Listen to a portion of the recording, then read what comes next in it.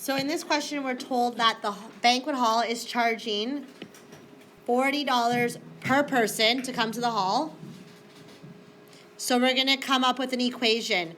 They're only charging $40 per person. So just by giving that information, do you think this will be direct or partial?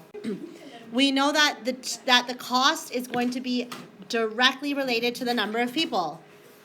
So we need to come up with an equation that relates the cost and the number of people. How would you calculate the cost for question A? C equals 40N. Does that make sense? If I added something to this, let's say I added $100, for example, then no, this would not be direct. But we are not adding anything. The number of people that attend is directly related to the cost. Okay, so we're not going to graph this, but if we were to graph it, what would be the rate of change or the slope? Remember, rate of change is another word for slope. How does this relationship change? And the rate of change, the slope, it goes up by $40 for every, how many people? For every one person. So the rise would be 40 and the run would be 1. Every time you add a person, you go up by $40. What would the y-intercept be? If we discuss that it's a direct relationship, we've discussed this, when would it hit the y-axis? At what point would it be on the y-axis? So you're telling me that for 0 people, you have to pay $40. That's the y-intercept?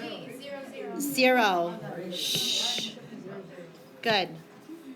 Okay. Automatically, if it is direct, we know that the y-intercept has to be 0 because it has to start at 0, 0. So it starts at the origin. In this question, this is the slope, right? This was the slope, rise over run. What does the slope tell you? What does it tell you in the context of this question? It tells us that the cost is $40 per person. It tells us how much you pay for one person. Pretty simple? Okay, so to hold a banquet, and like this is like what we have at school, we have a semi-formal, they have to rent a banquet hall. So in this question, it costs $100 just to rent the hall, and then it's $25 for each person that comes. So I asked you this already. If you have no people coming to the party, do you have to pay? Yeah, you have to pay $1,000, right? So is this going to be direct or partial? Good. We know it's going to be partial. Where do you think this graph is going to start? 0 people, how much you have to pay still? Okay, so that answers the question here. The y-intercept is 1,000, right? Let's come up with the equation first. How would you calculate the cost? 1,000 plus 25n. Excellent. Raise your hand if you got that equation. Okay, so what is the slope? What is the slope of this line? What is it going to increase by every time?